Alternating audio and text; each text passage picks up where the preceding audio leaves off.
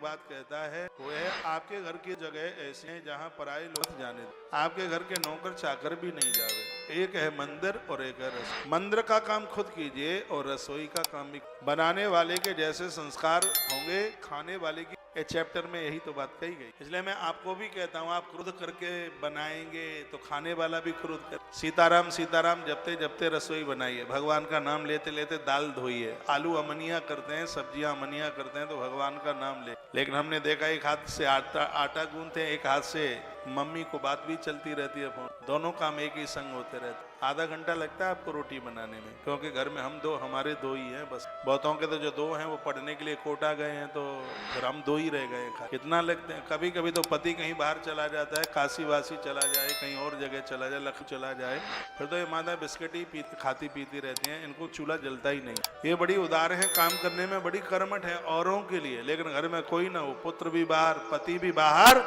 तो 8 दिन बिस्किट और नमकीन खा के ही रहते। फिर तो चूल्हा जलने का तो कोई मतलब ही नहीं। आप इसलिए मुस्कुरा रहे हैं कि उस लाइन में आप भी हैं।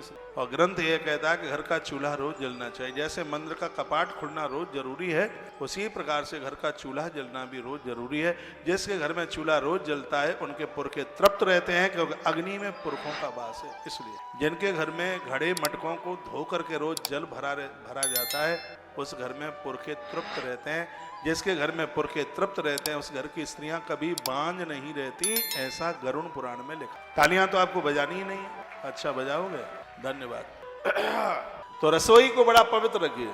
घर की 2 जगह ऐसी हैं जहाँ नहाने के बाद झाड़ू लगता है, एक है रसोई और एक है आपका। लेकिन आप तो सुबह आंख में कीचड़ है, झंगा झोला पहने तक ऊपर से नीचे, आधा झाड़ू साफ करता है और आपका वो एक क्या बोलते हैं उसको, मैं तो झंगा ही झोला बोल, बिना नहाए बिना धोए। एक मैंने किसी बहन को देखा, मुंह में टूथपेस्ट लगा हुआ था, पति ने चाय के लिए बोला, गई चूल्हा जलाया। इतनी भी फुर्सत नहीं है कि कुल्ला कर ले। और सच है, मैं आपको हंसाने के लिए नहीं बोल रहा हूँ। अब वो बुरुश करती है, चाय चढ़ा दी, इधर से थोड़ा अदरक डाल देना, वो निकला मटेरियल गिरा उसी सामने। मैंने देख लिया कि मटेरियल गिर गया। उसने वो छान से बना के इसकी लेने को तैयार हुआ। मैंने घरवाली का मुंह का मटेरियल इसमें गिरा है। बोलता कोई बात नहीं है, गंगा जल की तरह, चाय पी गया। वो तो भगवान की कृपा से मैं चाय नहीं पीता, नहीं मटेरियल से, तो वो चाय मुझे भी देती। रसोई की शुद्धता, रसोई की पवित्रता बना कर रखिए। एक मंदिर और एक रसोई। स्नान के बाद ही किया जाता है। फूल पत्तियां तुलसी बिना नहाए नहीं तोड़ी जाती। भगवान का जल बिना स्नान किए नहीं भरा जाता। आटा भी बिना नहाए नहीं गूंथा जाता। सब्जियां भी बिना नहाए नहीं बनाई जाती। लेकिन आप पहले आटा गूंथती हैं, फिर नहाने को जाती। मैंने देखा है इस स्नान की परंपरा अपने आप में बड़ी अद्भुत है। तो यहाँ तो रोज आप नहा करके पर्व में डुबकी लगा करके सब बढ़िया से बन रहे हैं।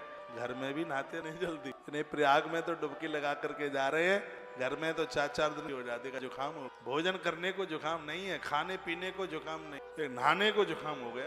ग्रंथ कहता है सहस्रम स्नान मां चरेत, मरने को धरे हो तो भी ना हो। 1000 काम करने से पहले नहाइए। ऐसे लोग बड़े मुक्त होते हैं जो नहा के मरते। घर में जो वृद्ध हैं, बूढ़े हैं, चारपाई पकड़े हैं, उनके भी वस्त्र बदले लाइए। ग्रंथ हमारे यहाँ स्नान वैदिक परंपरा, चमड़ा चमकाने की हमारे यहाँ नहाना ये शुद्धि पवित्रता के लिए। गमी में जाते हैं तो आके नहीं, तो आप सब नीम की पत्तियां चबानी, मुझसे मुख स्नान किया जाता है। तो बड़ी अद्भुत यह बात कही, रसोई को पवित्र